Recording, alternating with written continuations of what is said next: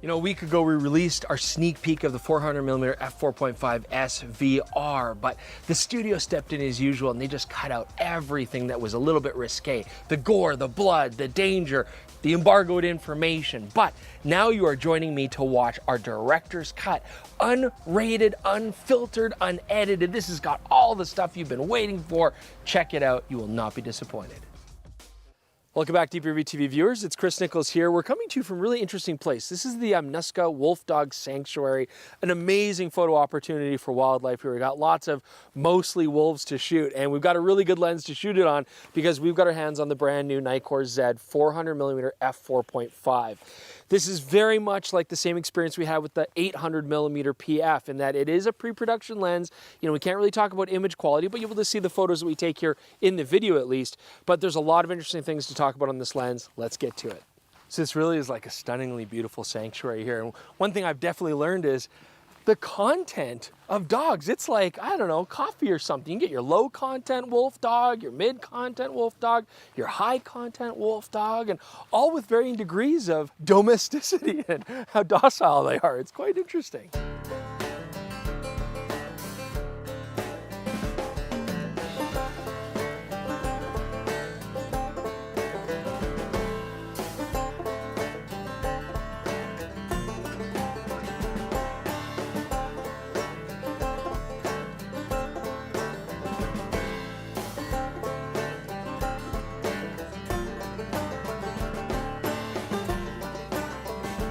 Now, of course, this is a pre-production lens, but being the camera detective as I am, I found this very unique script here that says this is a Nikon Z 400mm with a f4.5 maximum aperture. It is indeed VR and 95mm filter thread, huh?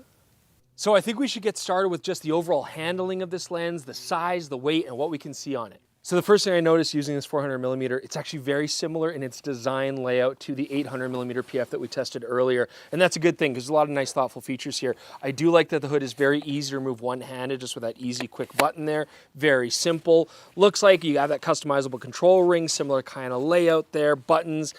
As far as build quality goes, we do have a rubber ring on the back here on the lens mount, so I imagine it's going to be of a very similar build quality to that 800. The tripod color also looks very similar to what we saw in the 800mm. Under the locking knob, you do have a Kensington lock there. It does not have the click stops on the 90 degrees, but a lot of people prefer it that way. I do like having the click stops.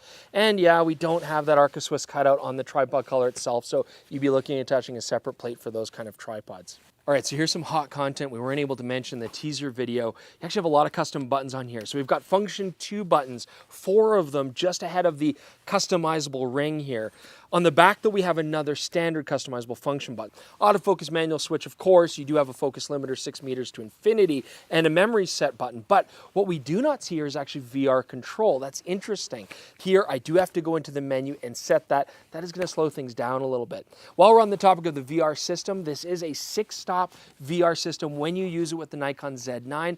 Otherwise, 5.5 stops. Very stable platform. All right, so we weren't able to mention it earlier, but now we've got the secret lowdown on the dimensions of this lens, the size and the weight, because that really is one of the main features of this lens. It is compact, 23.5 centimeters long. This only weighs 1,160 grams. That's 0.58 NOx. Again, it really does remind me of a Nikon 7200 2.8 in sort of weight and size.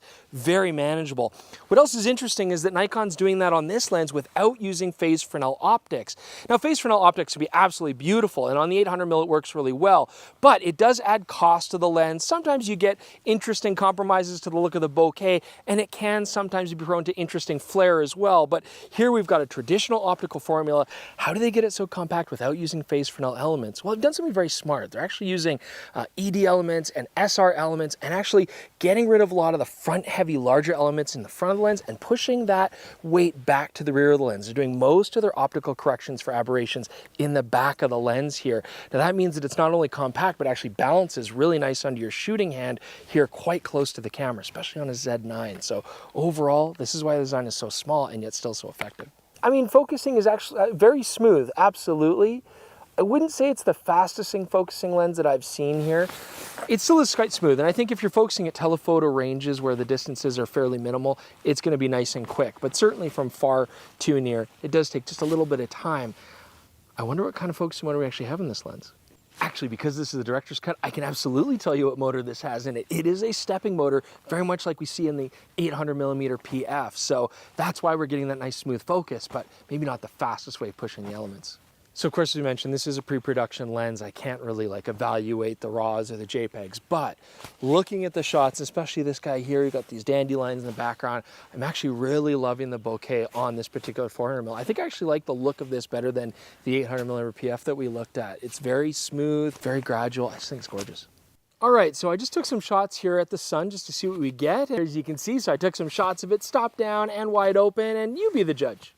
Wait, this is the director's cut. Actually, I'll be the judge. So this lens has Nikon's excellent nanocrystal coatings. I mean, I'm really not seeing much loss of contrast. It's handling flare very well. Wide open, not really getting much ghosting. Stop down, you do see a little bit of it shooting directly into the sun, but overall, it's good performance. So thank you for joining us for this bootlegged, ultra racy NC-17 banned in Australia, the Video Nasties and UK version of this launch video 400mm f4.5 Nikkor lens. Also big thanks to the Yamnuska Wolfdog Sanctuary for letting us shoot here. It was a fantastic experience, and actually this focal length was perfect for what we were doing today. You know, it's really nice to see that Nikon now has a companion compact telephoto to their 800 series. I love the focal length here today. And you know, this actually reminds me a lot of what we would use in the SLR days where you have like 400mm f5.6s. These more compact, more affordable telephoto lenses, and size-wise is actually very similar, but we're getting f4.5 with basically the same size. Now the price is $32.50 USD, and actually that works out really well. I mean, if you adjust for inflation, that's basically what those 400mm 5.6s went for back in the day. So we have an affordable, compact, but very effective prime lens. I think it's going to be a fantastic lens. I can't wait to try it out when we have a full version to play with. As always, though, we appreciate you watching our videos. Leave your comments below. Let us know what you think about this. Please subscribe, like the channel. We'd appreciate that. And otherwise, thank you so much. We'll join you soon for another DP Review TV episode.